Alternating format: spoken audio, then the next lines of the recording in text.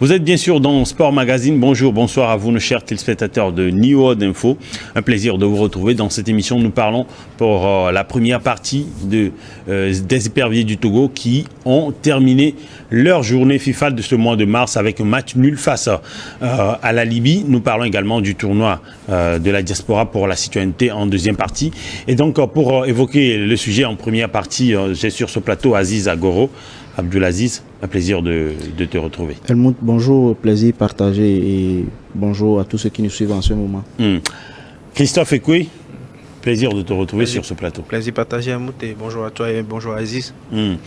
Alors, le Togo, après une victoire 2-1 face au Niger, enregistre un match nul face à la Libye. Tout s'est joué en première période, un but à la 37e minute. Des Libyens et une égalisation de Tchaké Marouf, le milieu de terrain des éperviers du Togo, 4 minutes plus tard. Alors, après un match nul, mais c'est la 8e fois que les hommes de Paulo Duarte arrivent à terminer un match sans perdre. Helmut, à défaut de gagner, il faut au moins conserver un match nul. Ouais. C'est ce que le groupe de Paulo Duarte a essayé de faire hier. Il faut noter aussi que c'est le premier but de Tchaké Marouf avec la sélection A. Effectivement. Mais ce que je n'ai pas vraiment apprécié, c'est, je l'avais dit la dernière fois dans une émission, et c'est, vous aurez pu remarquer sur le but des Libyens, c'est sur une balle qu'a perdu Karim Derman qui a amené le but. Donc être un milieu de terrain et chaque fois rater des passes, perdre des balles qui vont vous obliger chaque fois à courir derrière le but égalisateur, c'est pas bien.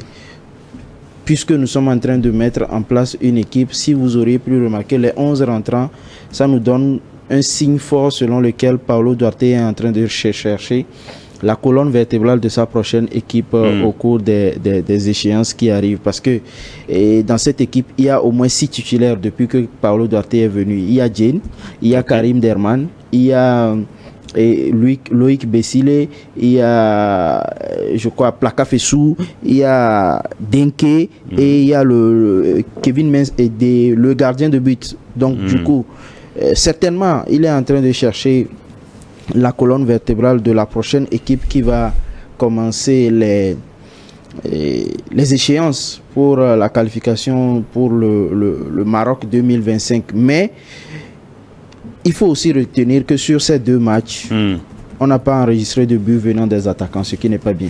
Ouais, effectivement. Les 3 buts marqués pour ces 2 journées FIFA ont été l'œuvre des milieux de terrain. Alors qu'au sein de cette équipe se trouve un Kevin Denke qui est actuellement le meilleur buteur de la Ligue belge. C'est un peu déplorable, mais bon, on espère qu'à l'issue de ces 2 matchs, Paulo Duarte aurait retrouvé ou bien aurait vu ce qu'il recherchait pour nous mettre en place une équipe compétitive dans les prochains jours. Mais c'est pour moi, les 2 matchs n'ont pas été convaincants. Ah bon? Alors, pas du tout. Alors, on va avoir l'avis de Christophe également sur la question tout à l'heure. Mais d'abord, on va suivre tout à l'heure alors Charles Akolache qui a fait son retour en sélection. Il est en sélection depuis 2017 d'ailleurs. Il évolue en Roumanie. Et il a fait une analyse, Charles Akolache, il a fait une analyse des 2 jours, enfin des 2 journées FIFA, j'allais dire, donc de ce stage au Maroc et des matchs face au Niger puis à la Libye. Et donc on va le suivre, revenir tout à l'heure pour donner la parole à Christophe qui, j'espère, va contredire ta version. Alors on y va. Je retiens qu'on commence vraiment à se connaître les uns les autres et on commence avec les qualités qu'il faut. Je pense qu'il nous manque d'être un petit peu tueur, mais quand on voit les 2 matchs qu'on a joués, je pense qu'on ne peut pas rougir. On montre un très bon visage, on est très offensif, on joue bien au ballon. Il nous manque les buts, mais je pense que même dans l'organisation, personnellement, j'ai joué une position nouvelle et j'essaie de faire vraiment tout ce qu'il faut et je pense que ça se voit, que ça soit moi ou d'autres joueurs, on progresse. Et j'ai l'impression qu'on est en train de prendre le bon chemin. Et il nous reste maintenant à bien travailler pendant 3 mois pour pouvoir être prêt pour juin. Dans l'ensemble de ce stage, je retiens que la famille, elle s'agrandit, qu'il y a des nouveaux joueurs qui arrivent.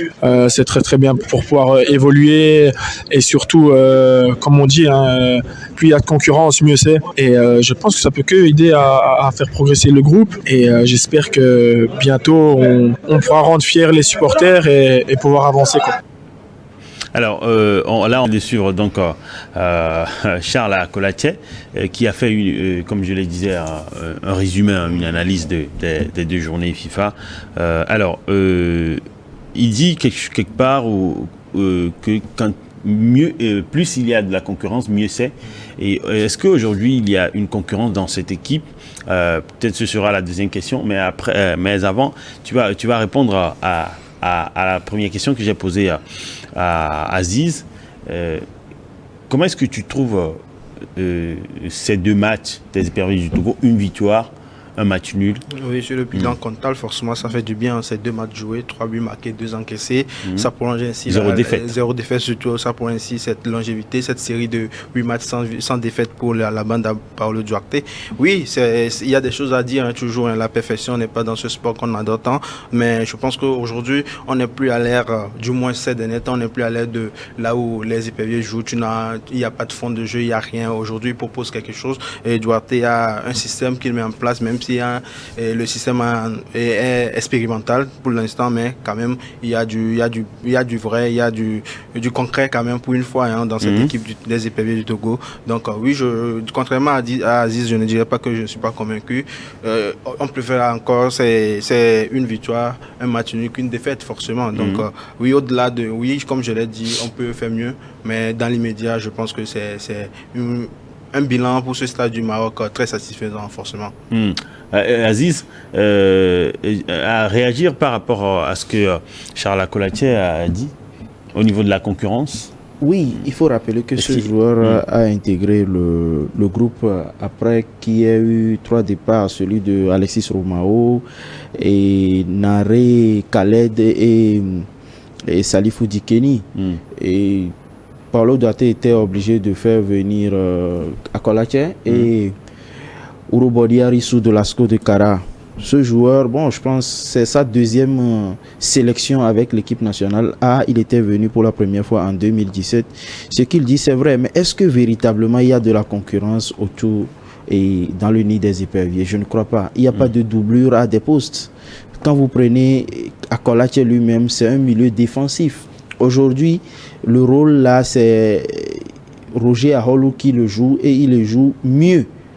Vous comprenez, il le joue mieux. Mais hier, je n'ai pas senti cette concurrence-là parce que Akolache a joué, il a commencé le match avec le 11 de départ, mais je n'ai pas vu un truc qu'il a fait qui pourra peut-être nous donner l'embarras de choix à Paolo Duarte de prendre soit lui, soit Roger Aholou, sincèrement. Et alors, une concurrence rude, et vraiment, dans cette sélection des éperviers, pas encore, à mon avis. Il n'a même pas de concurrence dans cette équipe, franchement, pour parler. Mais ce qui est très important, d'ailleurs. Oui, une concurrence saine, peut-être à certaines postes, mais globalement, non, cette équipe n'est pas encore outillée, n'est pas encore taillée. On ne pourrait pas parler d'une équipe A et une équipe B. On n'a pas une profondeur de banc non plus. Hein, donc non, il est peut-être dans l'euphorie, hein, c'est normal quand tu sors de ça. Non, forcément, c'est vrai qu'il y a des choses nouvelles. On voit beaucoup d'améliorations, mais là, parler de concurrence, je ne pense pas que ça soit le mot approprié. Mais je pense qu'il y a beaucoup de choses qui se font, notamment des gens, des nouvelles têtes qui intègrent l'équipe. Oui, il a même dit, et il parle de progression aussi. Oui, peut-être à l'avenir, certainement, il y aura cette concurrence dont il parle, mais dans l'immédiat, non, je ne vais pas parler de concurrence, mais je vais parler plutôt d'un groupe métamorphosé, peut-être d'un groupe qui est devenu porte, hein, en bande organisée, il joue. Donc ça, c'est déjà bon parce que le football, ça ne se joue pas forcément sur la pelouse, hein, c'est dans la tête, c'est par rapport à certains bouts. Comme l'a dit un ancien joueur, le football se joue à 90% hors des stades. Donc forcément, c'est une très bonne nouvelle pour le Togo quand même d'amorcer cette campagne, hein, avec quelques certitudes quand même. Il y a des matchs à venir en juin, éliminatoires. Il y a les éliminatoires pour la Coupe du Monde et puis il y a des éliminatoires également pour la CAN 2025 à venir. Et est-ce que par le Duarte aujourd'hui on peut dire qu'ils sont prêts au moins ils sont prêts pour affronter les prochaines échéances? par rapport à ces deux matchs amicaux. Par rapport à ces deux matchs. Tu disais tout à l'heure que tu n'es pas convaincu, mais est-ce qu'on est sur le bon chemin au moins? On ne dirait pas qu'on est sur le bon chemin parce que, comme je le disais... pessimiste, hein? Oui. Comme je le disais tantôt, on a reconduit presque les habituels titulaires. Ils étaient 6. Et on a ajouté que 4 joueurs, à savoir Aziangbe, Akolache, David Enen et Tchakei Marouf. Donc, moi, ce que je vois venir, c'est que pour le prochain match officiel des éperviers, les six titulaires là, vous les aurez forcément. Et maintenant, il ne faut pas oublier qu'il n'y a pas... Fodo là-bas n'est pas venu, Ilas Bebou n'est pas venu, qui encore, je ne sais pas. Forcément, ces gens-là viendront intégrer le groupe pour... Mais cela ne pourrait que donner beaucoup d'options à Paolo Duarte. Oui, ça pourra donner beaucoup d'options à Paolo Duarte, mais est-ce que ceux qui ont joué à la place de ces gens-là, est-ce qu'ils l'ont convaincu? Point d'interrogation. Vous voyez? Donc, il avait dit en conférence de presse de la publication de sa liste que ces journées FIFA lui permettront d'essayer certains joueurs qui n'ont pas véritablement de temps de jeu avec la sélection et de mettre en place d'autres systèmes de jeu. Donc maintenant, est-ce qu'il a atteint ses objectifs? Si selon lui, il a atteint, c'est bien.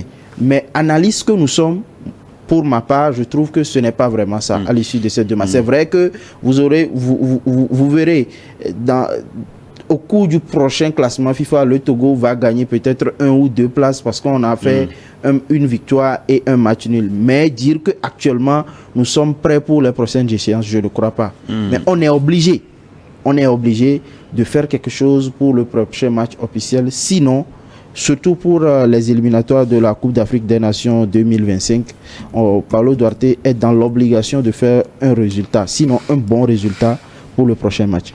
Ouais, le prochain match, c'est le 3 juin face au Soudan du Sud, comme temps pour les éliminatoires de la Coupe du Monde 2026. Et il y a un autre match également une semaine plus tard, c'est-à-dire le 10 juin face à la République démocratique du Congo. Et ça s'annonce intéressant, en tout cas pour Paolo Duarte. Vous pensez qu'ils sont prêts? Prêt, personne n'est jamais prêt. On n'est jamais prêt dans le football, surtout encore plus dans le football, parce que déjà, on sait qu'il y a... On n'est jamais prêt, forcément, parce que il y a des incertitudes.